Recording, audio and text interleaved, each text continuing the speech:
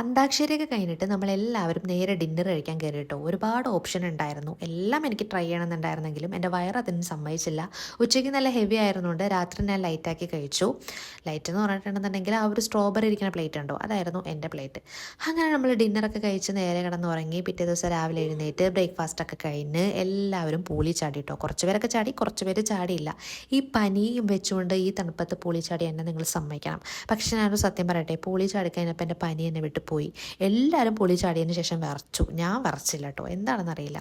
പിന്നെ ഞങ്ങൾ ദേ ഇവിടെ ഒരു ഹിഡൻ വാട്ടർഫോൾ കാണാൻ വേണ്ടി വന്നേക്കാണ്. നിർഭാഗ്യവശാൽ വെള്ളം ഉണ്ടായിരുന്നില്ല. ഞാൻ ഈ കാടിൻ്റെ നാച്ചുറൽ സൗണ്ട് വീഡിയോ എടുത്തുകൊണ്ടിരിക്കുകയാണ് കേട്ടോ, ഞാൻ കേൾപ്പിച്ചു തരാം. അങ്ങനെ അവിടെ നിന്ന് നമ്മൾ മേളി വന്നപ്പോൾ കുറേ പേരുടെ മേത്ത് അട്ടയൊക്കെ കയറിയിട്ടുണ്ടായിരുന്നു. കൃപേച്ചിയായിരുന്നു അട്ടയുടെ മെയിൻ ഇര എന്ന് വേണമെങ്കിൽ പറയാം. ഒരു 12 മണിയൊക്കെ ആയപ്പോഴേക്കും നമ്മൾ അവിടെ നിന്ന് ചെക്കൗട്ട് ചെയ്ത് ഇറങ്ങിയിട്ടുണ്ട്. കുറേ വീഡിയോസും ഫോട്ടോസൊക്കെ നമ്മൾ ആ റിസോർട്ടിൻ്റെ ഫ്രണ്ടിൽ നിന്ന് എടുത്തു കേട്ടോ. നല്ല രസമുള്ളൊരു ട്രിപ്പായിരുന്നു. മെയിൻ ആയിട്ടുള്ളൊരു സംഭവം ഫുഡാണ്. ഫുഡ് വിട്ടൊരു കളി ഉണ്ടായിരുന്നില്ല. പോണ വഴിക്ക് നല്ല സ്പോട്ടിലൊക്കെ ഇറങ്ങി നമ്മൾ കുറച്ച് വീഡിയോസും ഫോട്ടോസും ഒക്കെ എടുത്തിട്ടുണ്ടായിരുന്നു കേട്ടോ. ഈ ഒരു ചേച്ചിനെ കാണാൻ നല്ല രസമുണ്ടായിരുന്നു. അവിടെ എന്തോ വിൽക്കാൻ വന്നതാണ് ഈ ചേച്ചി. അപ്പോൾ അവിടെ ആരോ പിടിച്ച് നിർത്തി ഫോട്ടോ എടുത്തതാണ്.